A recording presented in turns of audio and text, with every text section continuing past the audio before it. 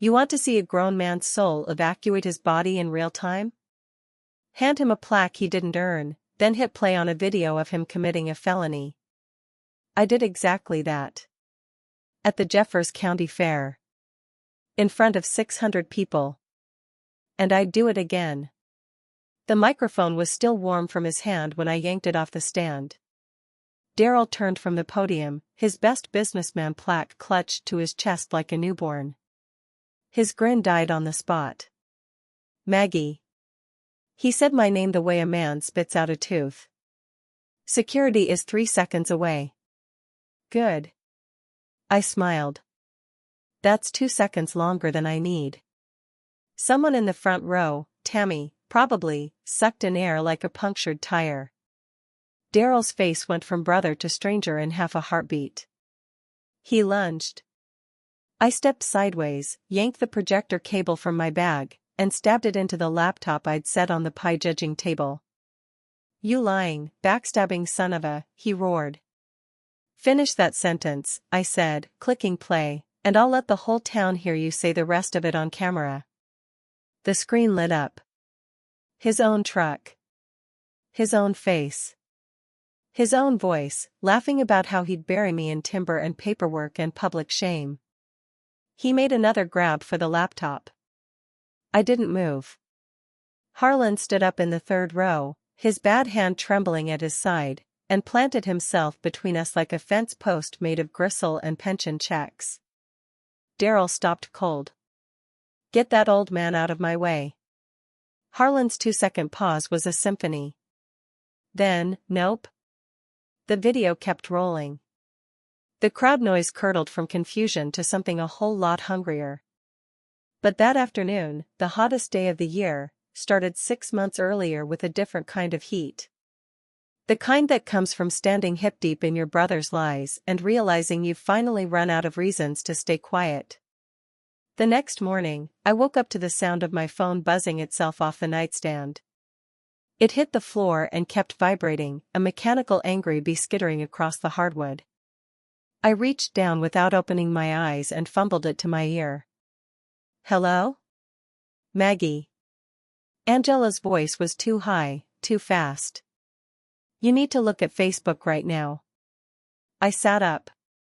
The clock said 6:43 a.m.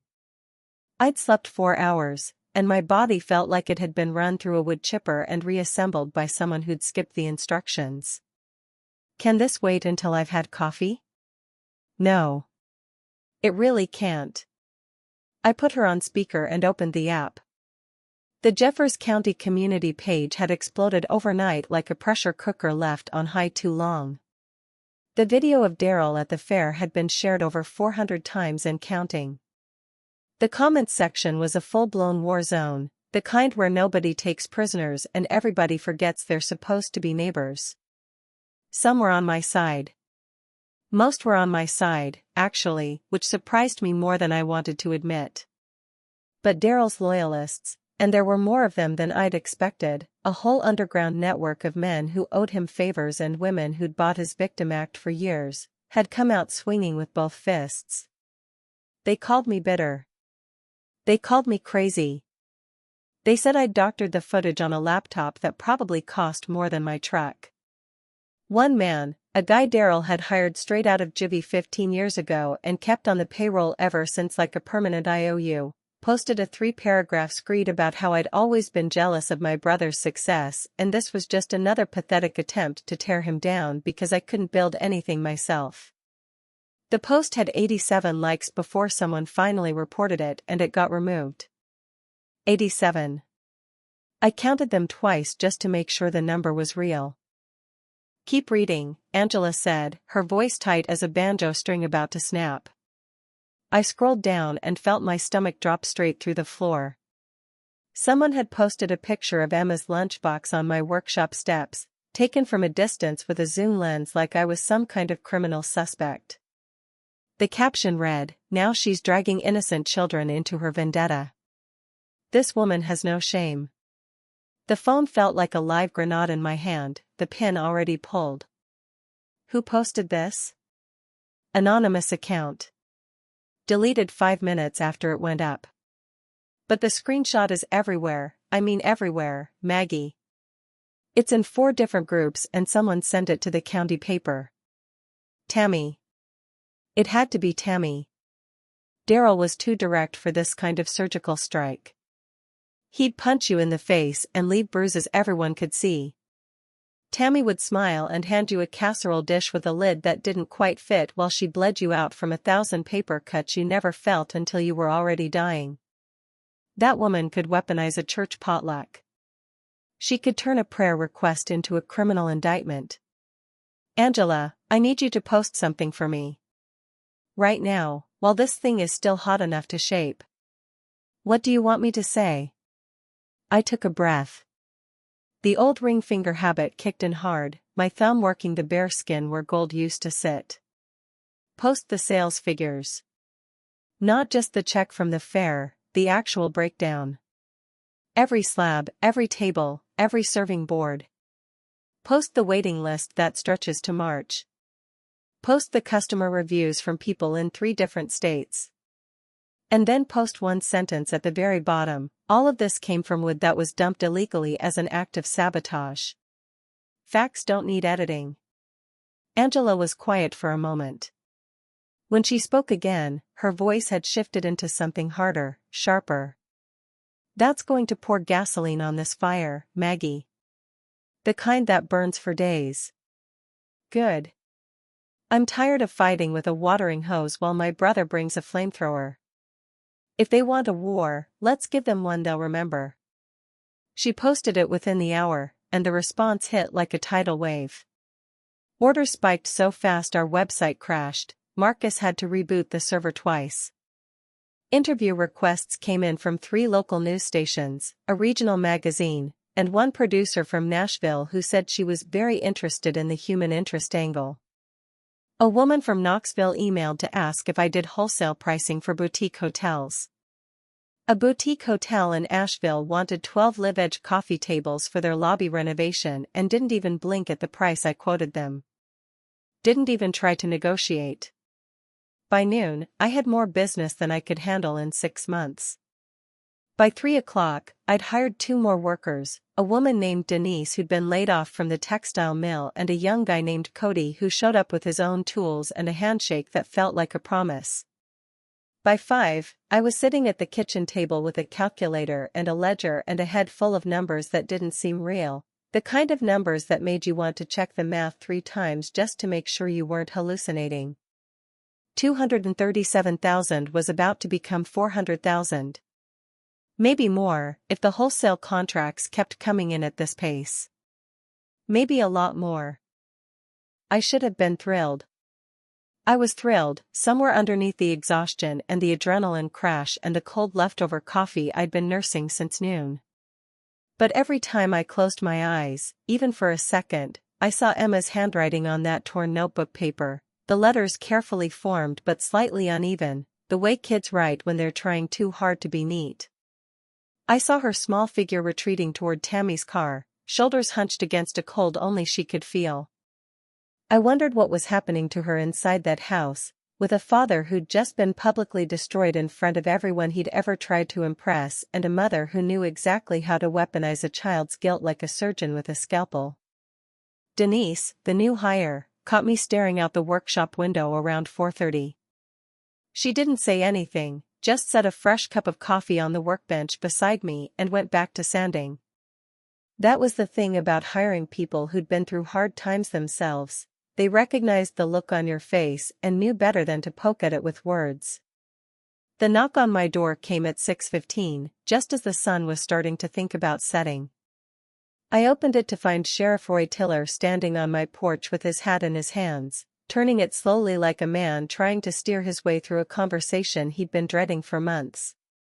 His face was arranged into an expression that was probably meant to be sympathetic but just looked constipated, the kind of look you practice in the rearview mirror before you walk up to someone's door. Maggie. He said my name like it was fragile, like it might break if he wasn't careful. Roy. I didn't move from the doorway. Can I come in? This won't take long, but I'd rather not do it on the porch where the whole county can drive by and see. I stepped aside. He walked into my kitchen and stood by the table, turning his hat in his hands like a steering wheel on a truck with bad alignment. The crack in the linoleum tile caught his eye, that same crack that had been there since 1978, running through the floor like a dried-up riverbed. He stared at it for a long moment, and I realized he was probably trying to figure out where to start. "I owe you an apology," he said finally. The words came out stiff, like they'd been stuck in his throat for a while and had started to rust. I didn't make it easy for him.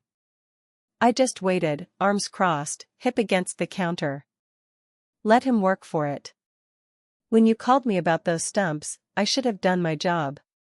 Plain and simple. I didn't. I let my friendship with your brother, if you can even call it that now, get in the way of what was right. He swallowed hard, the sound dry and clicking. I told you it was a civil matter because I didn't want to deal with it. Didn't want to choose sides. And by not choosing, I chose. I see that now. I poured 2 cups of coffee and handed him one without asking if he wanted it. Why now, Roy? You've had 6 months to knock on my door. What changed? Because the county commissioner saw that video. And the district attorney. And about half the state legislature. From what I hear, it's been forwarded so many times the file quality is starting to degrade. He took a sip of coffee and winced. Mine was stronger than Harlan's, which was saying something. It could probably stir paint. There's going to be an investigation. A real one, not the kind that gets buried in a filing cabinet. Illegal dumping. Misuse of county roads. Possibly tax fraud, if Daryl wrote off those stumps as a business expense and then claimed them as a loss. The DA is talking to forensic accountants. Will you be part of it? I already am. He set the cup down on the table, carefully, like it might bite him. But I'm recusing myself from anything involving Daryl Cole directly. Conflict of interest. My name's already on the paperwork. I wanted you to hear it from me first, before the gossip mill got hold of it. I looked at him, really looked at him this time. The bags under his eyes were deeper than they'd been at the fair, purple-gray and heavy. His uniform hung a little looser on his frame, the way clothes hang on people who've been losing sleep for weeks.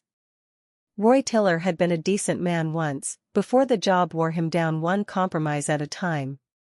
Maybe he still was, underneath all the layers of favors owed and friendships maintained and difficult conversations avoided.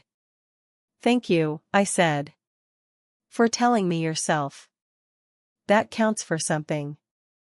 He nodded and walked to the door, his steps slower than they used to be. Then he paused with his hand on the screen door frame. Your daddy would be proud of you, Maggie. I knew him 30 years, played poker with him every third Thursday for 15 of those. He'd be real proud of what you've built here. The mention of my father hit me in a place I hadn't armored, a soft spot I thought I'd covered up years ago. I pressed my palm flat against the kitchen counter and waited for the feeling to pass, the way you wait for a wave to recede before you try to stand up again. Roy left. The screen door banged shut with that familiar spring-twang thwack I'd been hearing since I was tall enough to reach the handle. Buster bleated from the pasture, as if offering his own editorial commentary on the situation. That goat had opinions about everything. I didn't cry. But I wanted to. The pressure was right there behind my eyes, hot and swelling, but I'd gotten too good at holding it back. That was its own kind of problem, maybe. Something I'd need to deal with eventually. But not today. Harlan found me an hour later, sitting on the back porch with a cold cup of coffee and a legal pad covered in numbers that didn't add up no matter how many times I ran them. The evening was cooling down, that soft Tennessee twilight settling over the pasture like a blanket being slowly pulled up. Angela called me, he said, settling into the rocker beside me with a grunt. Said you weren't answering your phone. Said you'd been staring at the same page for 45 minutes. It's been a long day. A long week. A long 6 months, if I'm being honest.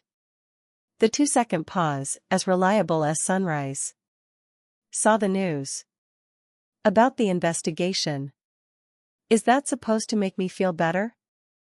Because right now it just feels like more paperwork and more people poking around in my life. Nope. He pulled out his thermos, the same battered green one he'd brought the night before the fair, and poured a generous measure of amber into my cold coffee. The smell of good bourbon cut through the evening air. But it's something. Your brother spent 20 years building a reputation on favors and fear, handshake by handshake. Takes time to knock something like that down. But when it goes fast. Like a rotten oak. Looks solid from the outside, but one good wind and the whole thing splinters. I'm not worried about Daryl. I took a sip of the spiked coffee and let the warmth spread through my chest. He made his choices. Every single one of them. I'm worried about Emma. Harlan was quiet for longer than usual. The rocker creaked as he shifted his weight. When he spoke, his voice was softer than I'd ever heard it, stripped of its usual gruffness. That little girl's got a hard road ahead of her.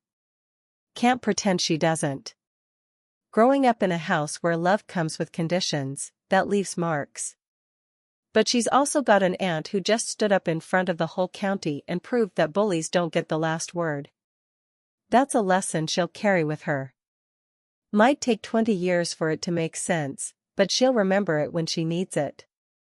I stared at the pasture. The remaining stumps were fewer now, maybe 30 left, the most twisted and difficult pieces, the ones that had been too ugly or too dense or too stubborn to process in the first rush of production. I'd been saving them for something, though I didn't know what. Every time I looked at them, I felt a strange reluctance to cut into them, as if they were waiting for the right moment to reveal themselves. What do I do with the rest of them? I asked, gesturing toward the pile with my coffee cup. The ugly ones. The ones nobody wants. I've been staring at them for weeks and I still don't see anything worth saving. Harlan looked at the stumps for a long moment. Then at me. The pause felt like it had its own gravity. You remember what I told you about wood? How every knot and twist and burl is where the tree fought to survive something, drought, disease, lightning, wind? I remember. Those pieces right there hold the most character of anything you've touched. The most story. A fella I knew once said the ugliest wood makes the most beautiful furniture. The trick is, you just have to know how to listen to it. Most people never learn. They just see firewood. I looked at the twisted stumps again, letting my eyes go soft the way Harlan had taught me. In the fading light, their gnarled roots and crooked trunks looked less like garbage and more like raw material for something I hadn't imagined yet. Something that didn't have a name or a price tag. Something that might take months to get right. Will you help me? I asked. With those last pieces. I don't think I can do them justice on my own. Harlan lifted his bad hand and looked at it, the scar, the curled fingers, the years of silence packed into that one limb. I haven't held a saw in 7 years, Maggie. Haven't trusted myself to. The last time I tried, I just stood in the shop for an hour and then put everything away. I'm not asking you to hold a saw. I'm asking you to tell me what you see. The way you used to. The way nobody else in this county can, not even Frank with all his years of teaching. You see things in wood that the rest of us don't even know to look for. The pause was so long I thought he wasn't going to answer. The wind chimes made of old spoons clinked faintly from the direction of his trailer. The goats settled in for the night with their usual chorus of irritated muttering. The first fireflies blinked on in the tall grass, tiny green gold sparks against the deepening blue. Tomorrow, he said. 6 a.m. And bring the coffee this time. I'm tired of drinking your tar. The next several weeks were a blur of activity that tested every limit I had. The investigation into Daryl's company moved faster than anyone expected, turns out when a county commissioner gets embarrassed on a public stage, the wheels of justice suddenly find some grease. Daryl's company lost 4 major contracts in the first month, including the big county road clearing job that had been his bread and butter for 12 years. 2 of his drivers quit without notice and showed up at my workshop asking if I needed help.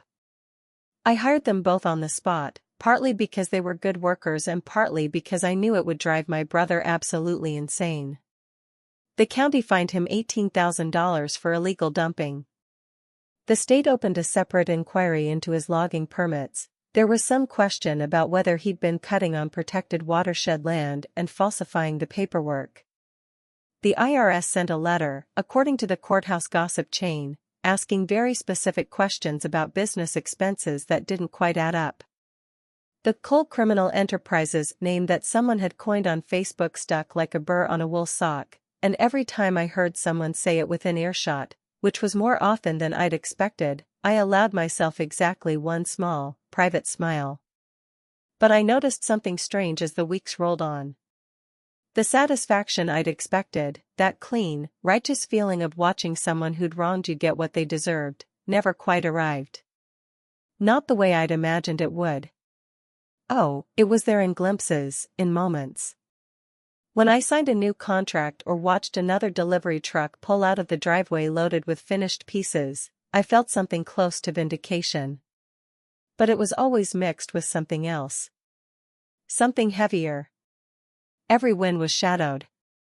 A niece who couldn't speak to me because her mother had built a wall of lies so high the child couldn't see over it. A brother I'd loved once, a long time ago, before the greed twisted him into someone I barely recognized. A town that had taken sides and would probably stay divided for years, with certain people crossing the street when they saw me coming and others suddenly acting like we'd been best friends since kindergarten. Some things don't heal clean. Some things just stop bleeding and leave a scar that pulls when you move the wrong way. I was learning to live with that. Tammy stopped coming to church entirely, which I heard about from at least 6 different people who thought they were the first to tell me. Daryl was spotted at a bar in Tupelo, alone, 3 nights in a row by someone's cousin who posted about it on Facebook with the kind of gleeful detail that made me almost feel sorry for him. Almost. Someone else posted a picture of his truck, an older model now, I noticed, not the shiny Dodge Ram he'd been so proud of, parked outside the unemployment office, and the comments underneath were merciless enough to make me scroll past without reading. I threw myself into the work. It was the only thing that made sense. The workshop expanded week by week. I converted the old hay barn into a proper production space with ventilation and lighting and a dedicated finishing room that didn't smell like goat. Frank, the retired woodshop teacher, took charge of training the new hires with the patient, methodical approach of someone who'd spent 30 years explaining the same basic techniques to teenagers who thought they already knew everything. Marcus, the former grocery bagger, turned out to have a gift for online marketing that made Angela jealous in the best way. He redesigned the website from scratch, started a newsletter, and somehow got us featured on a home decor podcast that reached 3 million listeners. We started shipping to 12 states. A magazine in Atlanta did a feature on what they called rustic revival and put my black walnut dining table on the cover with the headline, "From Trash to Treasure, One Woman's War on Waste." My phone rang for 3 days straight after that issue hit newsstands.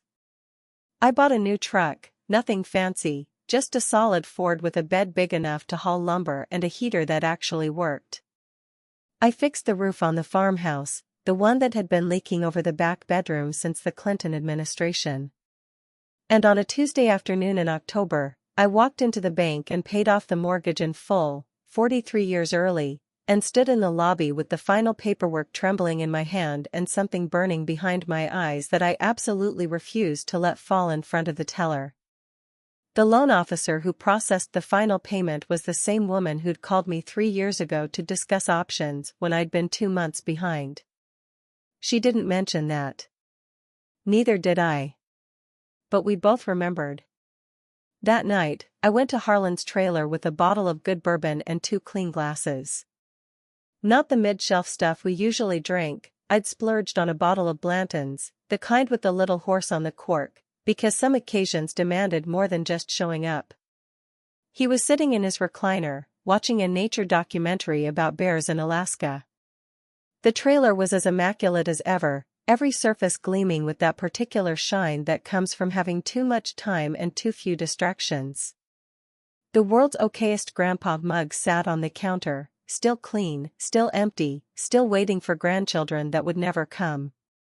"Mortgage is paid off," I said, handing him a glass with 2 fingers of bourbon. "The whole thing. Done." He took the glass and held it up to the light, admiring the color. "Knew you'd get there. Never doubted it for a second. I couldn't have done it without you, Harlan. Not the mortgage, not the business, not any of it. Probably not." The pause. The almost smile I'd come to treasure. "But you'd have figured something out eventually. You're stubborn in a way that reminds me of a mule I knew once. And I mean that as a compliment." We drank in silence for a while. The bears on the television caught salmon with practiced efficiency. The wind chimes clinked outside, that familiar spoon song I'd been hearing my whole life without ever really noticing it. The trailer settled on its foundation with the same groan the third step always made, a sound as familiar as my own breathing. "Harlan," I said, setting my glass down with more care than necessary. "I want to make you a partner. A real one. Legal and everything." He didn't answer right away. The pause stretched so long I could hear the clock ticking on his kitchen wall, a cheap plastic thing shaped like a rooster that he'd probably had since the 1980s. "Don't need a title," he said finally. "Never cared much for titles. They just mean more paperwork." "It's not a title. It's a share. 10% of the business. You earned every bit of it. You built that kiln from scrap metal and spite. You taught me everything I know about wood. You stood up in front of 600 people and told my brother nope like it was a complete sentence." Was a complete sentence. Didn't need anything else. "Harlan."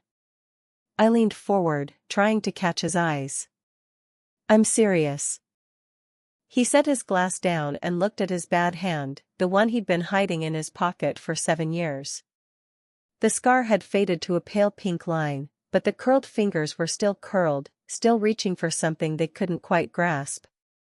"I spent 7 years in this trailer feeling sorry for myself. Thinking I was done. Thinking the only thing I had left to offer the world was a cautionary tale they'd tell young carvers about what happens when you get careless." He looked up at me, and his pale blue eyes were bright in a way I hadn't seen before. "You gave me something to do again. A reason to get up at 5:30. That's worth more than 10% of anything you could put on paper. Then take it anyway. Make it official. Let me put your name on the door where everyone can see it." The pause. The longest one yet. The rooster clock ticked through 14 seconds. "Okay," he said. Just that. One word that contained more dignity than a whole speech. And that was that. We shook hands, his left to my right, because his right still couldn't grip, and poured another round of Blanton's and watched the bears catch salmon until the documentary ended and the screen went dark. The next Sunday, I went to church. Not because I'd suddenly found religion. I'd never been much for organized worship, even before the divorce, when I still believed that sitting in a pew every week meant something about the state of your soul. I went because I needed to be seen. The town needed to see that I wasn't hiding in my workshop like a wounded animal, licking my wounds and waiting for the gossip to die down. I was still here. Still standing. Still part of the community, even if half the pews looked at me sideways and the other half suddenly wanted to be my best friend. I sat in the back row, same as I had the day I'd confronted Tammy. The same stained glass Jesus with his lamb glowed in the morning light. The same smell of old hymnals and furniture polish and decades of potluck casseroles hung in the air. The same squeaky third pew from the front that everyone knew to avoid unless you wanted to announce your arrival to the entire congregation. Pastor Jeff preached about Joseph, the one with the coat, the brothers who threw him in a pit, the long road from betrayal to reconciliation. I didn't know if he'd chosen that text deliberately, as a message to me or to Daryl or to the whole divided congregation that had been taking sides for months now. It didn't really matter. I sat through it with my hands folded in my lap and my eyes forward and my heart beating steady in my chest, which was more than I'd managed during a church service in years. After the final amen, no one approached me directly. But no one avoided me either, which was a different kind of progress. A few people nodded as they passed. One woman, a friend of my mother's from the old days, now in her 80s and moving with the careful steps of someone who'd already outlived most of her contemporaries, squeezed my hand on her way to the door and said, "Your mama would be proud of you, Margaret. She always said you had more of your daddy in you than anyone realized." The feed store owner stopped me in the parking lot and said he had some rough-cut cedar that had been sitting in his back room for 2 years, and if I wanted it, he'd let it go for a fair price. He didn't mention Daryl. He didn't mention the video. He just talked about wood, which was probably the kindest thing anyone could have done. It wasn't forgiveness.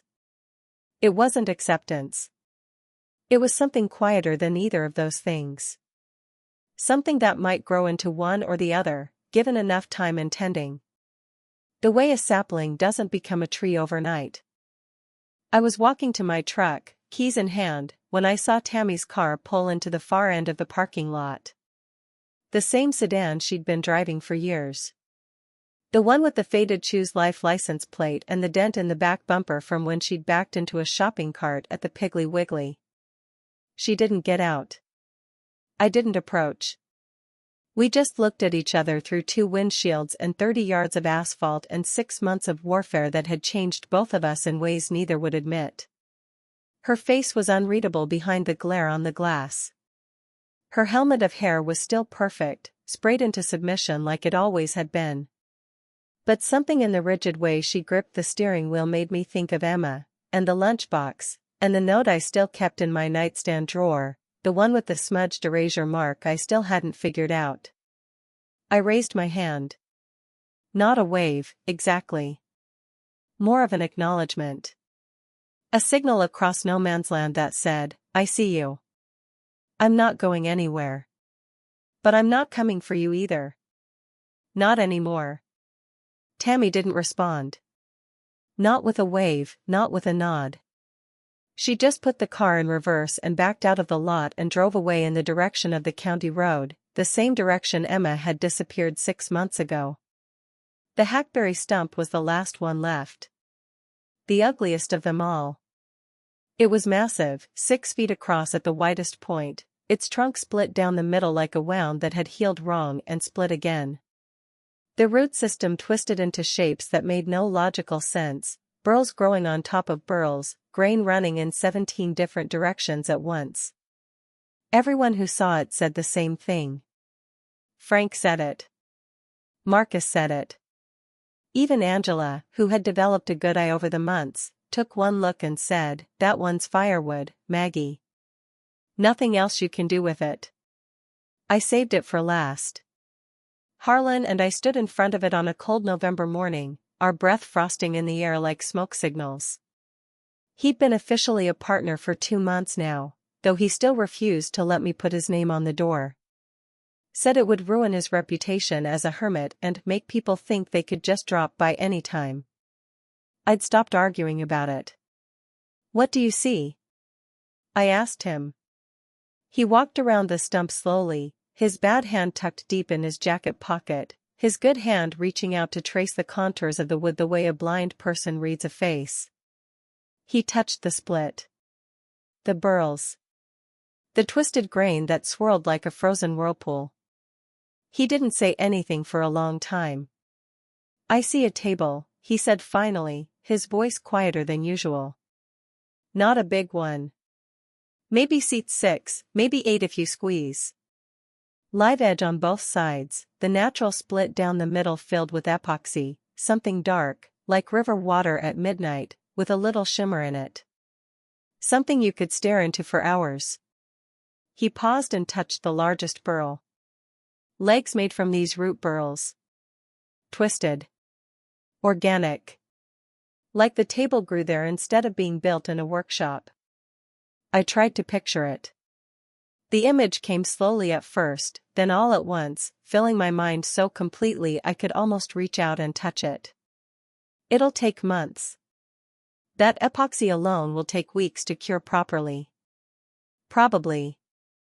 It might not sell. It might be too strange, too wild. People like their furniture predictable. It'll sell. How do you know? How can you be so sure about something that doesn't even exist yet? The 2-second pause. His almost smile. Because it'll be the best thing you've ever made. And people can tell when something was made with everything you've got. They might not know how they know. But they know. We started work that afternoon, and the hackberry fought us every single step of the way. The grain was unpredictable, changing direction without warning. The burls were dense and hard as concrete, and they dulled 3 sets of blades before we'd even roughed out the basic shape. I made mistakes. I cut wrong and had to start over. I mixed the epoxy too hot and had to chisel out the ruined batch and pour it again. There were days I walked out of the workshop so frustrated I wanted to throw the whole thing on the burn pile and watch it go up in flames. But slowly, week by week, the table emerged from the chaos like a sculpture being revealed inside a block of marble. Harlan directed, not with words, mostly, but with gestures, with looks, with the occasional grunt that could mean approval or disapproval depending on the pitch. I executed. And sometimes, in the quiet moments when the sanders were off and the dust was settling, I'd catch him watching me work with an expression that looked almost like peace. Once, when I was hand-sanding a particularly difficult curve, I looked up and saw him touch his bad hand, the one he never used, and then look away quickly, as if I'd caught him at something private. I didn't mention it. I just kept sanding. The table took 4 months to finish. When I applied the final coat of oil and stood back to look at what we'd made, I felt something crack open inside my chest, a door I'd kept locked for a long time swinging wide without permission. It was beautiful. Not perfect, the hackberry's imperfections were too stubborn for perfection, and I'd learned enough from Harlan to know that perfect was overrated anyway. But it was beautiful in the way old things are beautiful, the way a tree that's weathered 100 storms is beautiful. The live edges flowed like shorelines on a map. The epoxy river down the center was black as deep water, flecked with tiny sparks of gold that caught the light and held it. The burled legs twisted upward like roots reaching for soil that wasn't there anymore, each one unique, each one telling a different part of the same story. I took a picture with my phone, just one, because I was almost afraid that too many pictures would steal something from it, and posted it online with a price that made Angela choke on her coffee when she saw the notification. $32,000. More than my first truck. More than some people in Jeffers County made in a year. It sold in 6 hours. The buyer was a woman from Oregon who collected what she called statement pieces and had been following my work since the dentist in Nashville first posted about his walnut slab 3 years ago. She called me personally, actually picked up the phone and dialed my number, to ask about the story behind the table. I told her everything.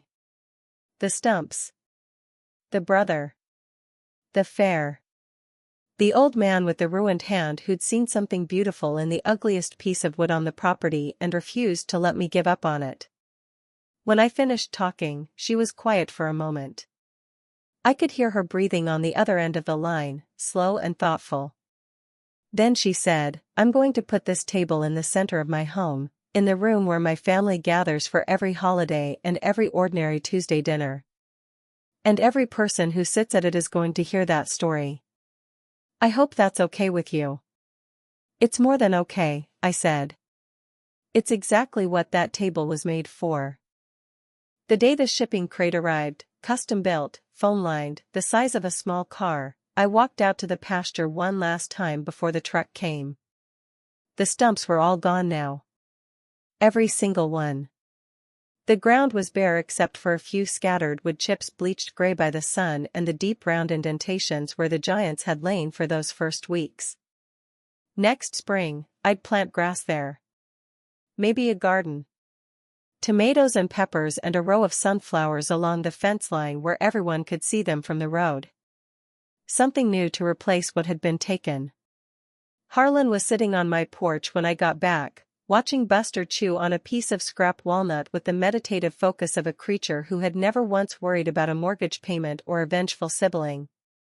"You did it," he said without turning around. "We did it. You and me and everyone else who believed in this when it looked like a pile of junk." "Nope." He shook his head slowly. "I gave advice. You did the work. There's a difference, and I won't let you pretend there isn't." The pause. "Your daddy would say the same thing, if he were here. He'd look at that table and he'd say, 'That's my girl.'" I sat down next to him on the porch step. The wood was cold through my jeans. "You knew my father? You never told me that." "Everybody knew your father, Maggie. He was a good man. Fair. Hardworking. The kind of man who'd help you fix a fence and then refuse to let you pay him." Harlan looked at me with those pale blue eyes. He never could understand what went wrong with Daryl. Used to talk about it sometimes, when we'd run into each other at the feed store. Said it was like raising two children in the same house with the same rules and watching one of them decide the rules didn't apply.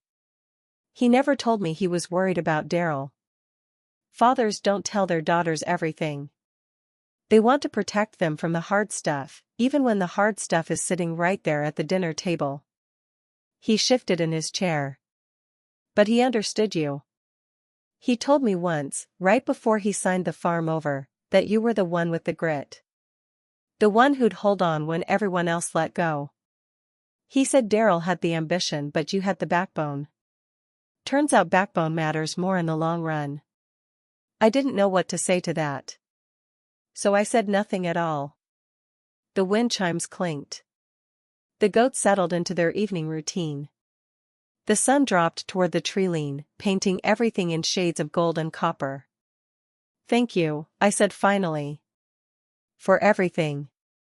For the kiln and the lessons and for standing up in that tent when you didn't have to." Harlan's almost smile flickered and caught. "Don't mention it. Seriously. Don't mention it to anyone. I've got a reputation as a grumpy old hermit to maintain, and I don't need people thinking I've gone soft." I laughed, a real laugh, the kind that comes from somewhere deep and unexpected. And then, without warning, I cried. Not the restrained, choked back tears I'd been fighting off for months. Real tears. Messy tears. The kind that come from a place deeper than grief and wider than relief, a reservoir you didn't even know you'd been filling until it finally overflowed. Harlan didn't say anything. He didn't try to comfort me with empty words or tell me everything was going to be fine. He just reached into his jacket pocket, pulled out a handkerchief, stiff and clean and folded into a perfect square, because of course he carried a handkerchief in this century, and handed it to me.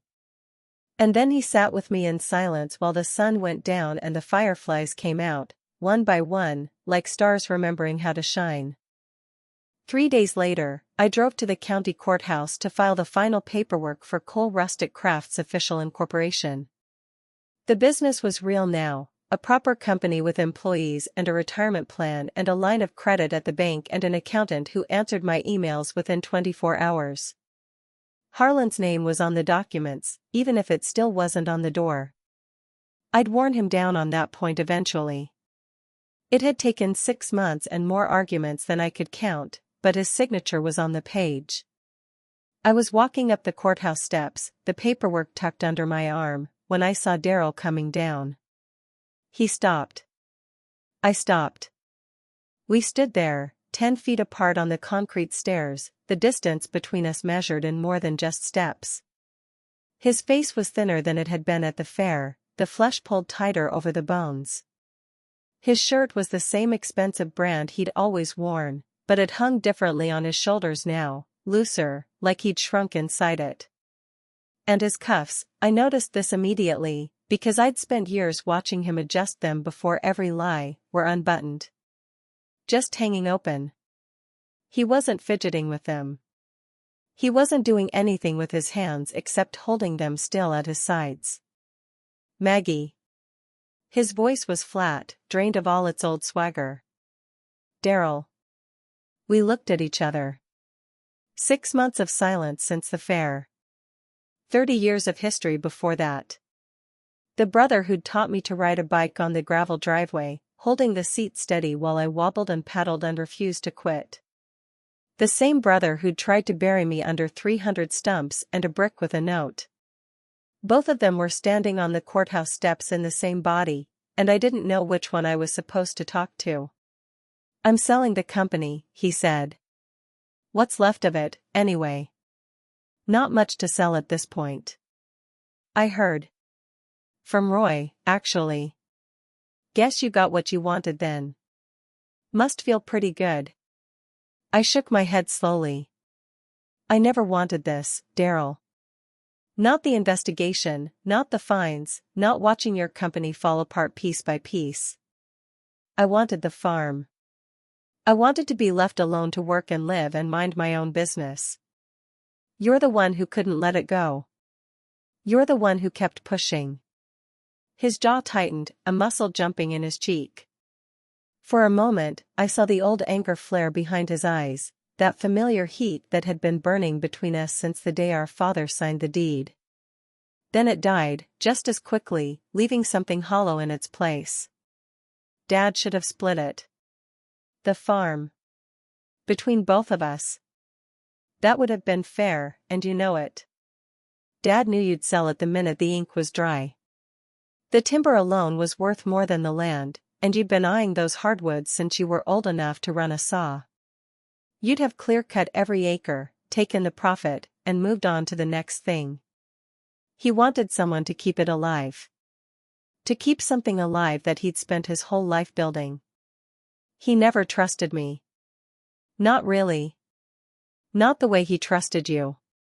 He never trusted your greed. There's a difference, Daryl. He loved you. He just knew what you'd do if you got your hands on it. Daryl stared at me, and the silence between us was so heavy I could feel it pressing on my shoulders. Then he did something I'd never seen him do before in 44 years of being his sister. He nodded. A small, barely perceptible movement of his chin. But it was there. I've got to go, he said. Got a meeting with the lawyer about the sale. Daryl. I stopped him before he could turn away. Emma. Is she okay? I've been worried about her. His face changed. The hardness cracked open, just for a second, and underneath it I saw something I recognized, the same exhaustion I felt when I thought about the lunchbox on my nightstand. She's staying with my ex-wife for a while. Down in Birmingham. Tammy and I are figuring things out. We're trying to. If she ever needs anything, and I mean anything, she knows where to find me. You tell her that. I know where you live. He didn't say it as a threat. He said it as a statement of fact. As something almost resembling a truce, the first one we'd had in decades.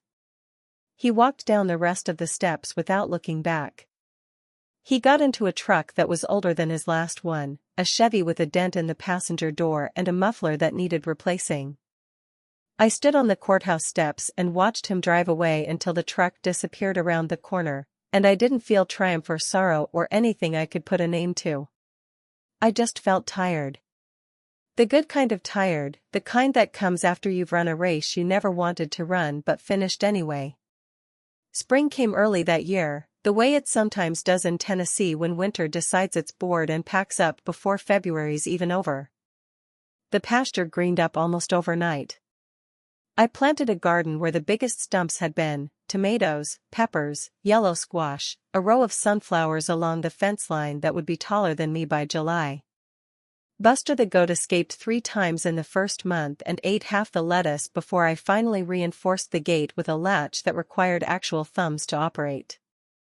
Angela said I should start an Instagram account just for him, post pictures of his antics, and let him become the unofficial mascot of Cole Rustic Craft.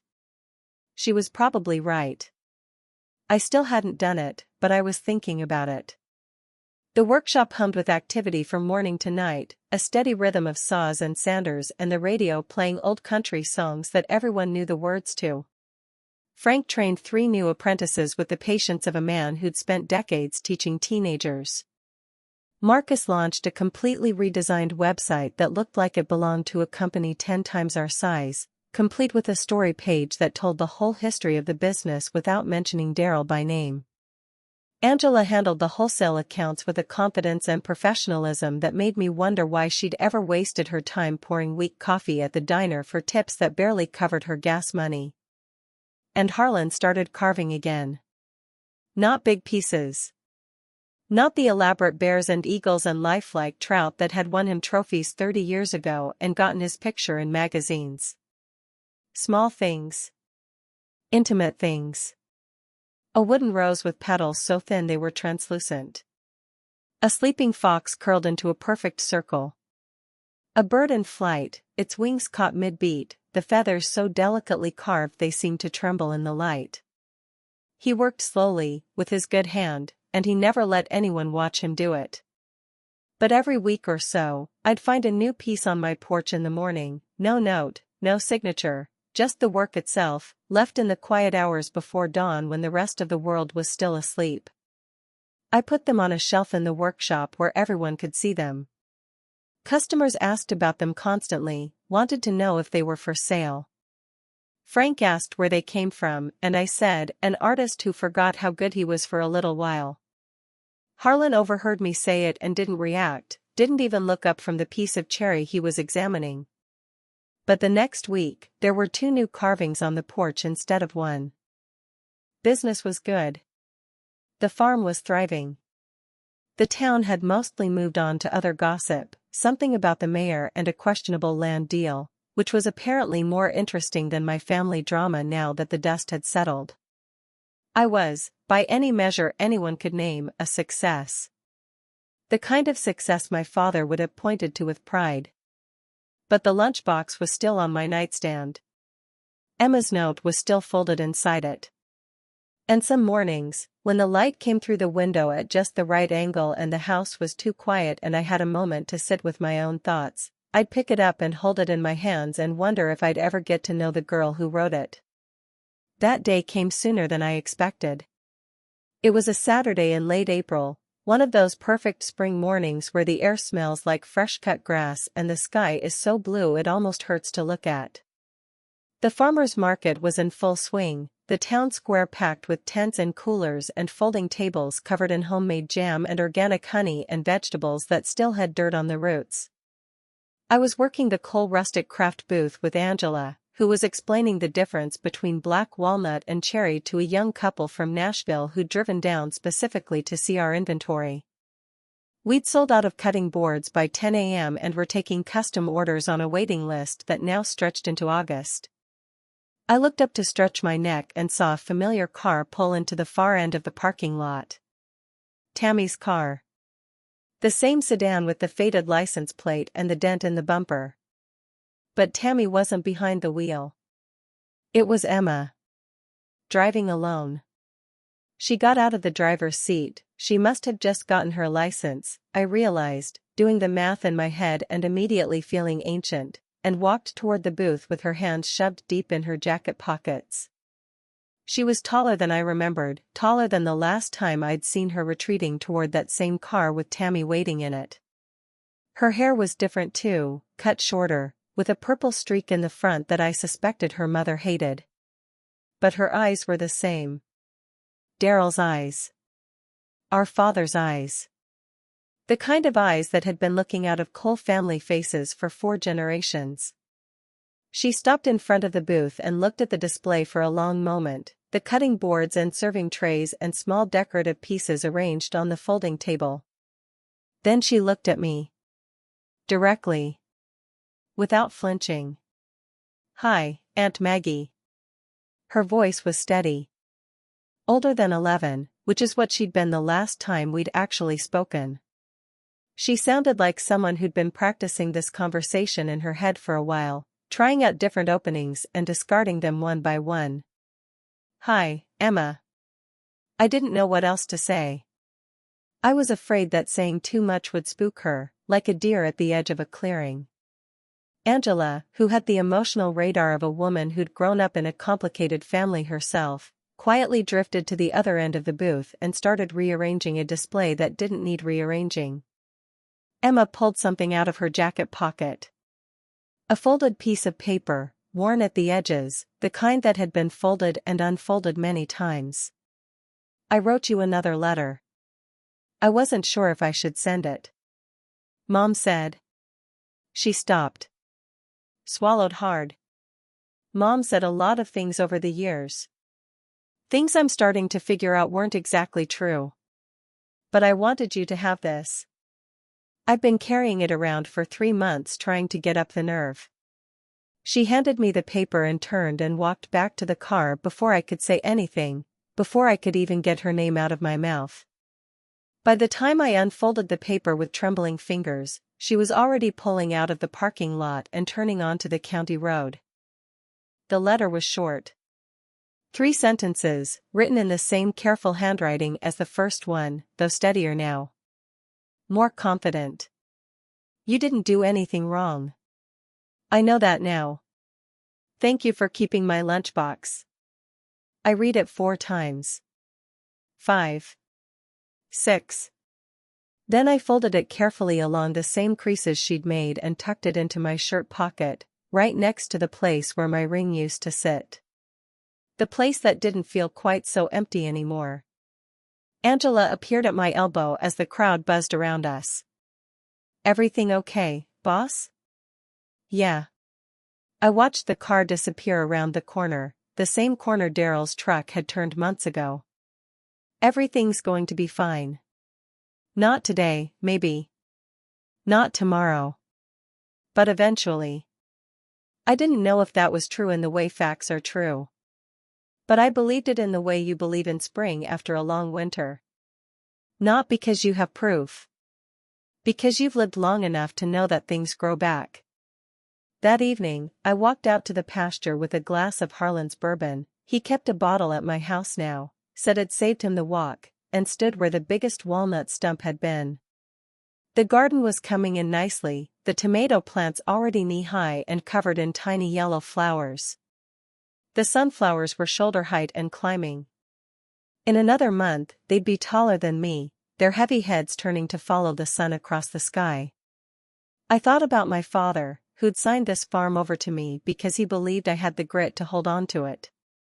About my mother, who'd died too young to see any of this but would have laughed at the look on Daryl's face when that video played.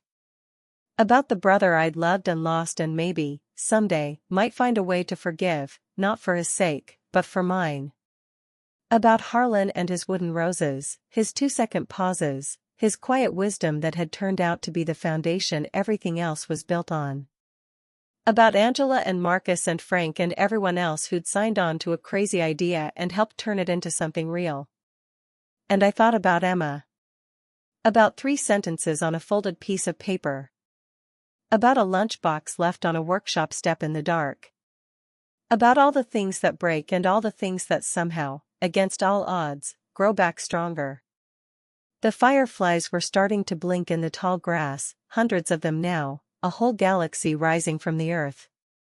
Buster ambled over and rested his chin on the fence rail, chewing on a dandelion with the philosophical expression of a creature who understood the universe but wasn't about to explain it to anyone. Somewhere down the fence line, Harlan's wind chimes clinked their spoonsong in the evening breeze. I raised my glass to the pasture. To the stumps that weren't there anymore. To everything they'd taught me about patience and possibility and the strange truth that what looks like garbage to one person might be treasure to someone who knows how to see it. To everything they'd built, which was so much more than furniture. Not bad, I said out loud, my voice carrying across the quiet field. For a woman with no real life. Buster sneezed. A big, theatrical sneeze that shook his whole body. I took that as agreement. The sun dropped below the treeline, painting the whole sky in shades of orange and pink and that particular gold you only get in Tennessee in the springtime. The first stars came out, faint at first, then brighter. I finished my bourbon, the last sip warm and smooth, and walked back to the house with the empty glass cool in my hand and the letter from my niece tucked against my heart. Tomorrow I'd wake up early and check the kiln and sand the new batch of cherry slabs and answer emails and pay invoices and argue with Marcus about whether we needed a TikTok account. I'd do all the ordinary, unremarkable things that make up a life. The things I used to think meant I didn't have a real life, back when I was still measuring myself against everyone else's yardstick. But tonight, I sat on the porch and watched the fireflies and let myself feel something I hadn't felt in years. Maybe ever. Quiet. Not the quiet of surrender, not the quiet of defeat, not the quiet of a woman who'd given up and accepted her place at the bottom of the pile. The quiet that comes after a long fight, when the dust has finally settled and the field is yours and the battle is over. The quiet that isn't empty at all, but full of everything you fought to protect. It felt like the beginning of something. I didn't know exactly what yet. But for the first time in my life, I was genuinely excited to find out.